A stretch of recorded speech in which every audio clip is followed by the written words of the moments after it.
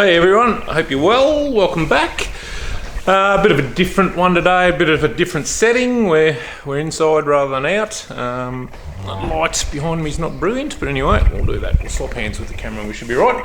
I hadn't mentioned, it's a bit echo in here too, but anyway, I had mentioned that we went drone shopping. So I just thought I'd give you a bit of a rundown on what we had and what we've got now and a little bit about it. So that's the little drone that we had. So it's a DJI Spark, only a little fella, basically, essentially fits in the palm of your hand. Bought it off eBay. I think I paid $400 for it second hand, so it wasn't a big outlay. Had a little remote with it that you hook your phone up to, and you essentially use the app on your phone as the screen. Works pretty well. Didn't like high winds, only had about a 15-minute flight time, and I think it did go sort of 300 metres high and about the same from memory, 350 to 400 metres away from you. And yeah, look at for what it was, for just sort of entry level and a bit of a play around and sort of shits and giggles, it was perfect. We sort of took a few photos with it, and have put footage up on the channel, and actually gave one of the, if you've been watching along, I did give one of the girls when we went over and had a look at the neighbours harvesting corn. One of the kids wanted to have a go at it, so. Which was fine, but we landed it in the corn stubble, and not sure what happened. We probably could get it fixed, but something's happened within the camera, and the camera picture wasn't as clear, and also something in the gyros that would do funny things. When you take off, it wouldn't stay in the one spot; it'd want to fly away on you. So anyway, wasn't a big drama. So what we've now gone to is this guy. So we've ended up, I'll just move back a bit so you can sort of see we'll compare the two. I'll stand up the two different sizes in the drones. Hang on, I'll press the zoom button so you can see much bigger, much bigger. So this is a DJI again, and it's a Mavic Pro 3. So we've spent a bit more money than what I was first intending to. Purely, as far as I know, this is sort of the latest drone. We went last weekend, went for a drive, or weekend before went for a drive, and just before I'd been sort of doing a bit of research and that on them, and talking to Alex, the guy that had come and done the drone mapping for us. Spoke to him, and I was actually thinking about the drone he's used to do the mapping for us is this drone, but the camera's different. It's got the multispectral camera on it.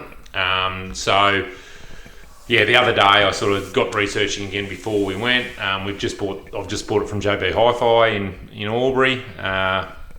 Now looked on the website, and then on the DJI website, just to sort of refresh my memory, because it'd been a while since I'd been looking at them, and this one came up that this is the newest release. So I had a look on the JB Hi-Fi website, and it said you actually had to order them in. So I thought, that's going to rule that out. But when I got to Albury, they actually had one on the shelf. So we've ended up spending a bit more money than what we had intended to. The drone itself, it comes as a sort of a combo, I don't know what they call it, a pack. So it's obviously the drone. It's got a different handpiece, so the controller is actually it's got the screen and that inbuilt on it. Obviously don't have to use your phone, which is good, because we used to have trouble connecting this one up, but also you'd have to turn the Bluetooth off because that'd play up with it, and then you'd be on the phone, like you'd be using the drone, and next thing your phone would ring, and you'd lose track of where this drone was, and it was a bit of a rock show. So as I said, really good starter. So this is what we've gone to. So it comes as a kit, charger, and then it comes with 3 batteries and a heap of spare propeller blades and a bag and all the rest of it. Do have to register this drone, so it will go to I think it'll actually go to 6,000 metres is what it says on the box, but I think 500 metres is it's actually limited to.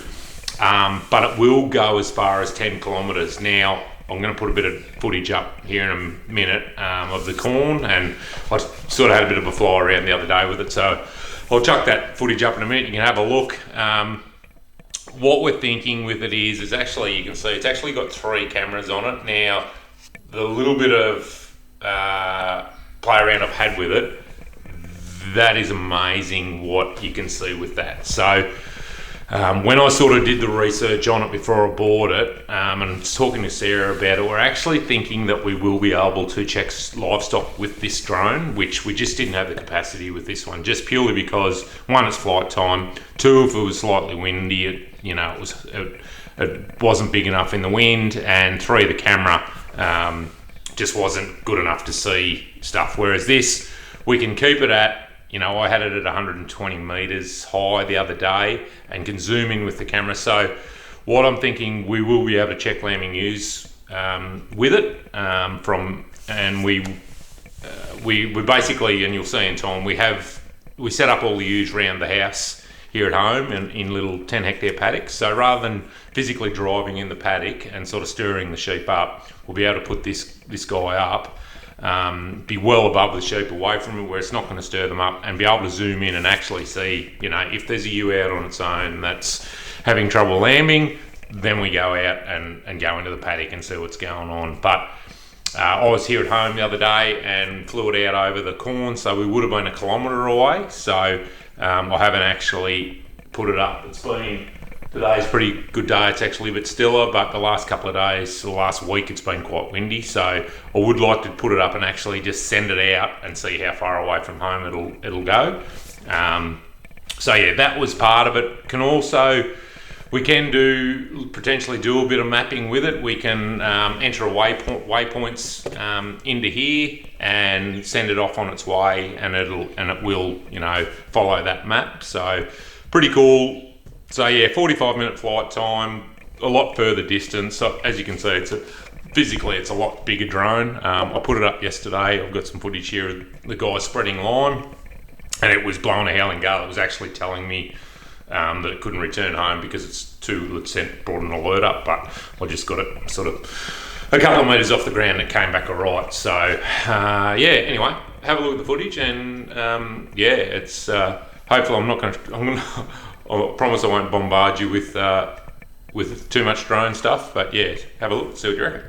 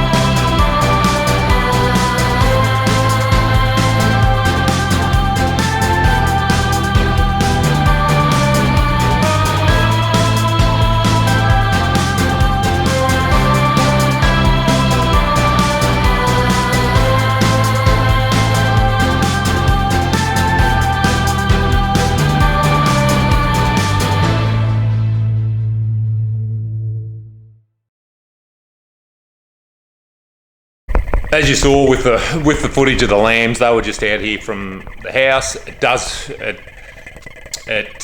You could actually probably muster sheep with it, for whatever, if you, I don't know, had a sick dog or didn't have a dog or something like that. It does make quite a lot of noise when you bring it forward, and I noticed this just playing around with it. If you bring it at you and then stop, it does make quite a lot of noise when it stops. So getting it down low, you can see the lambs running then. You could actually quite easily muster sheep with this, and we'll have a crack at it in time just for shits and giggles. But we're hoping, just Sarah and I talking, we can use this as a tool, essentially.